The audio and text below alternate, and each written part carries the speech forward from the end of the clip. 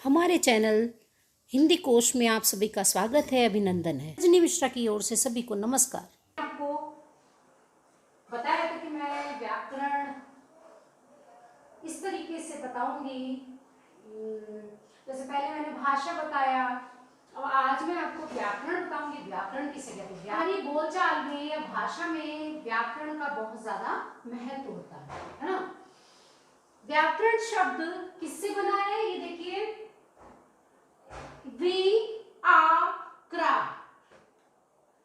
व्याकरण शब्द वी, आ और क्रा इन धातु से निर्मित है। व्याकरण का अर्थ है विश्लेषण करना। यह शास्त्र है जो भाषा का विश्लेषण करता है। जो भाषा का विश्लेषण करता है उसे व्याकरण कहते हैं। प्रयोग के नियमों को भी निर्धारित करता है, यानी कि हम भाषा का प्रयोग किस तरीके से करें उसके नियम को निर्धारण कौन करेगा? व्याकरण। भाषा के शुद्ध मानक रूप का ज्ञान कराता है व्याकरण। इसी से ही भाषा को पढ़ना, लिखना और बोलना सीखते हैं। कहते हैं ना कि ग्रामेटिकल मिस्टेक, यानी कि व्याकरण ही हमें सब कुछ, हमारी भाषा को शुद्ध करना और नियम का पालन करना, ये सारी चीजें हमें कौन सिखाता है? व्याकरण। व्याकरण वह शास्त्र है जिसके द्वारा हम किसी भाषा के नियमों और व्यवस्थाओं का ज्ञान प्राप्त करते हैं। व्याकरण वह शास्त्र है जिसके द्वारा हम किसी भी भाषा के नियमों और व्यवस्थाओं का पूर्ण ज्ञान प्राप्त करते हैं, उसको पूर्ण शुद्धता देते हैं, उसे कहते हैं व्याकरण। अब आते हैं व्याकरण के अंग में। व्याकरण के अंग कौन कौन से हैं? बच्चों, व्याकरण के मुख्य अंग तो 3 होते हैं। क्या? वर्ण विचार, शब्द विचार, वाक्य विचार। व्याकरण के अंग 3 होते हैं, वर्ण, शब्द और वाक्य। मैंने आपको इससे पहले वाली वीडियो में बताया था कि ध्वनि किसे कहते हैं और शब्द किसे कहते हैं, वर्ण किसे कहते हैं। तो अभी हम सबसे पहले आते हैं वर्ण विचार में। वर्ण को ही ध्वनि कहा जाता है, वर्ण को ही ध्वनि कहते हैं। ध्वनि, जब हम किसी भाषा को बोलते हैं तो वो ध्वनि कहलाती है, और जब हम उसको लिखते हैं तो वो वर्ण कहलाता है। वर्ण और ध्वनि अलग चीजें नहीं है, बस थोड़ा सा अंतर लिखने और समझने का है, ठीक है। तो वर्ण विचार के भी 2 भेद होते हैं। क्या? एक स्वर और एक व्यंजन। स्वर, व्यंजन, वर्णमाला, इसके बारे में भी हम चर्चा करेंगे बाद में। तो अभी ये देखिए, वर्ण विचार के ही अंदर आता है स्वर और व्यंजन, और वर्ण को ही ध्वनि कहते हैं। मौखिक रूप से वो ध्वनि होती है और लिखित रूप से वर्ण हो जाता है, अलग अलग चीजें नहीं है। और वर्ण जो है भाषा की सबसे छोटी इकाई, उसके कोई टुकड़े नहीं किए जा सकते, ठीक है। वर्ण आकार, उच्चारण, उत्पत्ति। वर्ण में किस किस का महत्व दिया जाता है, किस किस पर विचार किया जाता है? आकार पर, क्या हम बोल रहे हैं, प्रोनाउंसिएशन पर, उच्चारण पर, उत्पत्ति पर विचार किया जाता है। वर्ण में हम आकार, उच्चारण, उत्पत्ति पर विचार करते हैं, ठीक है। अब हम आते हैं शब्द विचार पे। जैसे वर्ण और ध्वनि एक ही चीज है, अंतर सिर्फ ये है बोलने का और लिखने का। इसी तरीके से शब्द और पद हैं एक ही चीज, लेकिन उनका प्रयोग जब होता है तो वो बदल जाते हैं। कैसे? 2 वर्णों के एक साथ मिलाकर सार्थक अर्थ जब निकले, 2 वर्णों को मिलाकर, वर्ण मैंने अभी आपको पहले भी बताया था, 2 वर्णों को मिलाकर,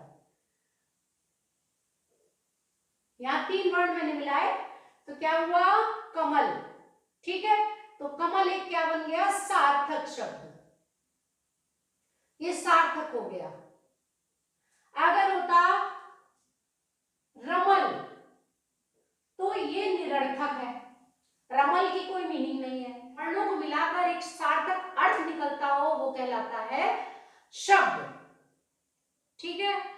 और कुछ शब्द ही पद बन जाते हैं। कैसे बनते हैं? जब हम शब्दों को वाक्यों में प्रयोग करते हैं, जब हम किसी शब्द को वाक्यों में कई सारे शब्द मिलाकर एक हम वाक्य प्रयोग बना देते हैं, उसको कहते हैं उसको कहते हैं पद। कई सारे शब्दों को मिलाकर जब हम एक वाक्य बना देते हैं और जो वो शब्द होता है उस समय वो पद बन जाता है। पद जिसका मतलब होता है पदवी, कुछ पदवी मिल जाती है उसको वाक्य में जाकर। कुछ शब्द पद के रूप में आ जाते हैं, जैसे देखिए लड़का, केला और जाना, ये क्या है? ये तीनों शब्द हैं, लड़का, केला, जाना। अब ये पद नहीं कहलाएंगे, क्यों? क्योंकि अभी ये सिंगल शब्द है, ठीक है, लड़का, केला, जाना। लेकिन जब हम इसका वाक्य प्रयोग कर देंगे, जैसे लड़का केला खाता है, ठीक है, तो क्या हुआ? शब्द यही है, हमने इसका प्रयोग कर दिया, इसको एक पदवी मिल गई, इन शब्दों को एक पदवी मिल गई, तो वो पद बन गया। कैसे? को संज्ञा की पदवी मिली, कर्ता की पदवी मिली, पुल्लिंग की पदवी मिली, ठीक है। जब किसी भी शब्द को एक पदवी मिल जाती है तो वो पद कहलाता है, और जब कोई शब्द एक वाक्य में प्रयोग किया जाता है तब भी वो पद कहलाता है। Is that clear? पद में किन किन पर विचार किया जाता है? रूप पर, वेद पर, प्रकार पर, लिंग पर, वचन पर, काल पर और व्युत्पत्ति पर और बनावट पर विचार किया जाता है। किसमें? शब्द विचार में, ठीक है। अब इसके तीसरे अंग में आते हैं वाक्य विचार, ठीक है। वाक्य विचार किसे कहते हैं? एक सार्थक शब्दों के मेल से वाक्य बनता है, ठीक है। जैसे सोमेश घर जाता है, अगर हम इसको लिखेंगे घर जाता है सोमेश, दिस इज रॉन्ग, ये वाक्य सही नहीं है। सोमेश घर जाता है, तो सोमेश कौन है यहाँ पर? सार्थक है। अच्छा, एक चीज और, जो वाक्य होता है वो भाषा की सबसे बड़ी इकाई होती है, वर्ण भाषा की सबसे छोटी इकाई होती है और वाक्य भाषा की सबसे बड़ी इकाई होती है। वर्ण से मिलकर वर्ण भाषा की सबसे छोटी इकाई है, वर्ण से मिलकर शब्द बनता है, शब्द से मिलकर वाक्य बनता है और वाक्य भाषा की सबसे बड़ी इकाई मानते हैं। वाक्य में वाक्य रचना, विश्लेषण, भेद, इनका वर्णन होता है। मैंने अभी आपको बताया, एक बार मैं सरसरी निगाह से फिर बता देती हूँ। व्याकरण किसे कहते हैं? तो मैंने व्याकरण की परिभाषा बताई आपको, व्याकरण के अंग बताए, व्याकरण के अंग 3 है, वर्ण, शब्द, वाक्य। और वर्ण को ही, ध्वनि को ही वर्ण कहते हैं, ध्वनि जब हम बोलते हैं तो ध्वनि कहलाती है और लिखते हैं तो वर्ण कहलाता है, शब्द ही पद कहलाता है, जब हम किसी वाक्य में शब्द को प्रयोग करते हैं तो वो पद बन जाता है और वाक्य सार्थक शब्दों के मेल से वाक्य बनता है। तो आई होप आपको ये व्याकरण और व्याकरण के अंग इतने समझ में आ गए होंगे। तो